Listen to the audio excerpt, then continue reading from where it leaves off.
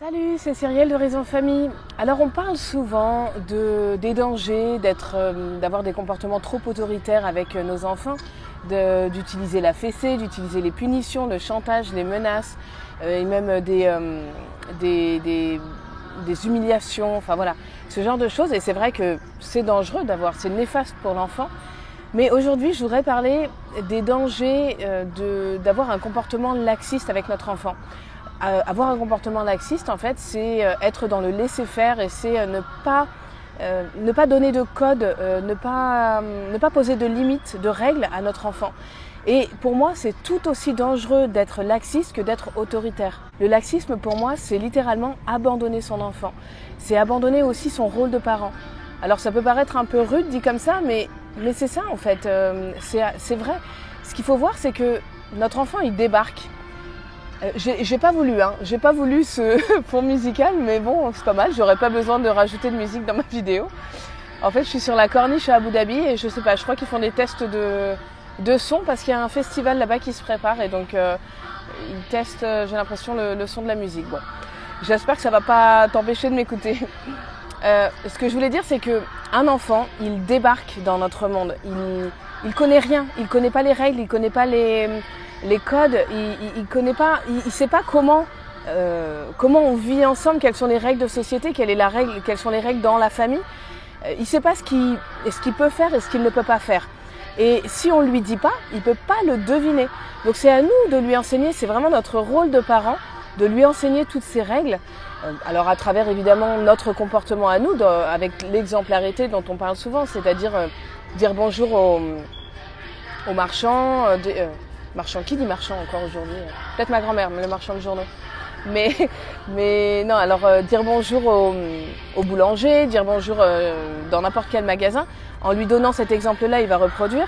Et puis aussi, on peut lui enseigner toutes ces règles et tous ces codes à travers notre réaction quand justement il franchit une règle, enfin il franchit une limite qu'on ne doit pas dépasser, il transgresse une règle, voilà. Et quand il a un comportement inapproprié, notre réaction va forcément lui enseigner quelque chose. S'il frappe un copain, il prend un jouet à une petite fille qui veut pas lui prêter, etc. C'est à nous de lui enseigner que ça ne se fait pas. Lui, il le sait pas. Enfin, il le sait pas. Oui, il peut pas le deviner si on le lui enseigne pas. Donc c'est notre rôle de parent de lui enseigner ça. Et si on lui enseigne pas, en fait, notre enfant, il est perdu. Il est perdu et il faut voir que en fait c'est très angoissant pour lui d'être livré tout seul face à tout ça, face à toutes ces règles, à tous ces codes qu'il ne connaît pas et qu'il ne comprend pas. Notre enfant, lui, il veut comprendre le monde qui l'entoure. Donc il veut qu'on lui enseigne tout ça. Je vais rapprocher mon micro, ce sera mieux. Jouir d'une liberté illimitée, d'une liberté totale pour un enfant. On peut penser qu'il adore ça. C'est vrai. On se dit, ouais, il fait ce qu'il veut, ils aiment ça, les enfants. Alors que pas du tout, ça vient l'insécuriser au plus haut point. C'est très angoissant pour un enfant. Et en plus, il va finir par se sentir mal. Parce que il va se sentir mal accepté par la société puisqu'il connaîtra pas les règles de cette société. Et donc, du coup, il va toujours les transgresser et être mal accueilli par cette société qui voudrait que tout le monde respecte ses codes et ses règles. Donc, par exemple, si tu as un comportement laxiste, par exemple, tu laisses ton enfant frapper son copain, que tu dis rien, que tu laisses passer et que tu ne le reprends pas, tu ne lui dis pas qu'il ne doit pas le faire, bah lui, en fait, il va recommencer. Il va recommencer parce qu'il sait pas qu'il doit pas le faire. Donc il va recommencer à taper son copain. Et ce qui va se passer, tout simplement, c'est que son copain, au bout d'un moment, il va lui dire bon, écoute, moi j'ai plus envie de jouer avec toi. Donc il va le rejeter tout simplement. Et donc ton enfant, bah lui, il va se sentir mal à l'aise, il va se sentir mal accepté, il va se sentir rejeté par la société. Alors, à l'échelle d'un copain, c'est pas grave, mais après, à plus grande échelle, et quand c'est quelque chose de répété, il va se sentir en décalage et donc il va se sentir mal dans ses baskets. L'enfant, lui, il aime avoir un cadre. Il aime comprendre ce qui l'entoure, il aime comprendre le monde qui l'entoure et les règles qui vont avec, évidemment. Alors évidemment, il va tester quand même les règles, il va être, tu vois, c'est là qu'on dit généralement que notre enfant nous teste. Non, il teste les règles, il teste ce qu'il peut faire et ce qu'il peut pas faire. Et s'il le teste, c'est pour être sûr de bien le comprendre. C'est pas parce qu'il est contre le cadre, parce qu'il n'aime pas le cadre. mais c'est parce qu'il veut être sûr de bien comprendre ce cadre, bien comprendre les limites de ce cadre. C'est de la curiosité tout simplement, et c'est de l'intérêt pour le monde qui l'entoure. Et dans la pédagogie Montessori, Maria Montessori en fait associe toujours liberté et discipline. Et ça c'est vraiment intéressant d'associer. Il y a pas les deux notions vont ensemble, l'une ne va pas sans l'autre. C'est le cadre qui fait discipline dans la pédagogie Montessori. Et il n'y a pas de liberté sans discipline.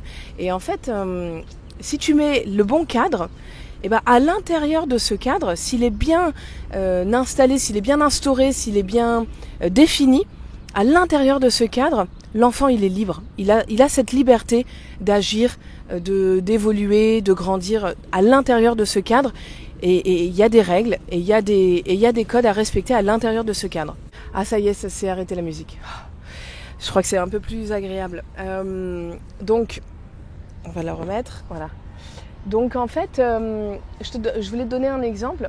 Mettons que tu es dans un magasin et ton enfant pleure parce qu'il veut absolument un jouet. Et toi, tu sais qu'il en a 5, les 5 mêmes à la maison, et donc tu ne veux pas lui acheter, tu refuses. Il faut absolument maintenir ce refus. Il ne faut pas revenir dessus. Il faut vraiment, quand tu as instauré un non, il faut le maintenir jusqu'au bout. Et il ne faut pas céder. Et ça ne veut pas dire pour autant qu'il faut être absolument rigide et insensible aux pleurs de ton enfant. Parce que ce qu'il vit à ce moment-là, c'est difficile à vivre pour lui. C'est difficile à vivre parce que lui, il ne voit pas qu'il en a 5 à la maison. Il voit juste qu'on lui refuse quelque chose dont il a très envie là maintenant. Donc voilà, il ne faut pas être insensible, il ne faut pas être rigide. Il faut être plutôt dans l'empathie. Mais être dans l'empathie, c'est pas non plus dire « Oh mon pauvre chéri, tu es en train de pleurer, c'est vrai que c'est difficile ce que tu vis, tiens, je t'achète ton jouet. » C'est le 6e, mais c'est pas grave. Non, ça c'est pas bon. Ça, c'est avoir un comportement laxiste. Être dans l'empathie, réellement, c'est dire « Je comprends ce que tu vis, je comprends que c'est dur, je le sais, je le vois, mais voilà pourquoi je ne veux pas t'acheter ce énième jouet. » Et pour finir, je pense qu'on a souvent un comportement laxiste quand c'est souvent par fatigue, c'est souvent par stress, c'est souvent parce que voilà, on laisse faire parce qu'on a envie de décompresser. Et c'est bien normal, on a tous des moments comme ça, on passe tous par des moments comme ça. Et donc on a tous peut-être cette tendance, à un moment donné, à avoir des comportements laxistes avec notre enfant. Le tout, c'est que ce ne soit pas répété. Mais surtout, la clé là-dedans, pour éviter la fatigue, le stress et le besoin énorme, le besoin primordial de décompresser, eh ben, c'est de prendre soin de soi. Ça, je le dis dans plein de vidéos parce que je pense que c'est la clé. Je sais pas, il y a plein de choses importantes, mais c'est vrai que ça, c'est peut-être la clé numéro 1. C'est la base en fait pour pouvoir prendre soin de nos enfants et pour pouvoir avoir les bonnes réactions et le bon comportement adapté. Pour l'aider à grandir, eh ben, il faut d'abord être bien avec nous-mêmes, il faut d'abord prendre soin de nous, prendre du temps pour nous, pour faire ce qu'il y a de bon pour nous. Et il faut s'accomplir soi-même, se réaliser soi-même, être bien avec nous pour être bien avec les autres. Je pense que ça, c'est vraiment la base. Donc voilà, c'est un peu ce que je voulais te dire dans cette vidéo. On parle souvent des dangers de l'autoritarisme et pourtant, il y a aussi d'énormes dangers à cette permissivité, à ce laxisme qui nous pend au nez un petit peu des fois parce qu'on est fatigué. On a des bonnes raisons, mais il faut essayer de garder le cap et de prendre soin de nous surtout.